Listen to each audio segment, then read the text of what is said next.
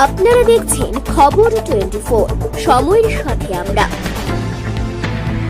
রাজ্যের প্রয়োজনীয় রক্তের যোগান দিতেও রক্তের সংকট মোচনে অভিনব পন্থা অবলম্বন করেছে ভারতীয় জনতা পার্টির মজলিশপুর মণ্ডল কমিটি।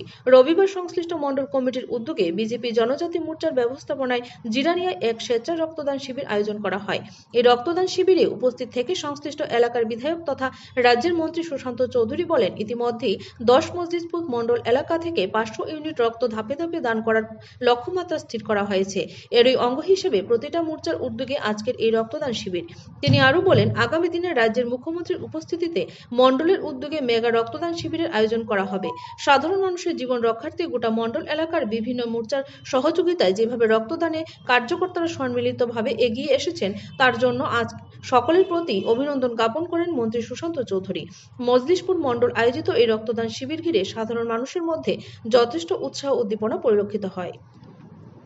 এটা তো আমাদের পূর্ব নির্ধারিত সূচি অনুযায়ী 10 মজলিশপুর মণ্ডলের উদ্যোগে এই রক্তদান শিবির যুব মোর্চা, মহিলা মোর্চা, আমাদের জনজাতি মোর্চা, ওবিসি মোর্চা এবং সর্বশেষে আমরা মণ্ডলের উদ্যোগে মেগা রক্তদান শিবিরগুলো অনুষ্ঠিত করছি।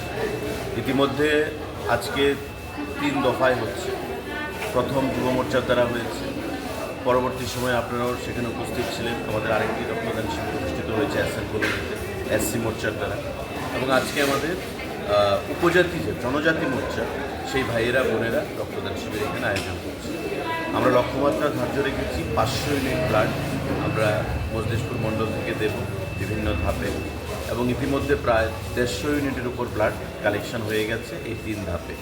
বাকি যে রক্তদান শিবিরগুলো আমরা খুব শীঘ্রই আমরা আয়োজন করব, এবং শেষ দফায় মাননীয় মুখ্যমন্ত্রীর উপস্থিতিতে একটা মেগা রক্তদান শিবির আয়োজন করার আমাদের চিন্তাভাবনা রয়েছে।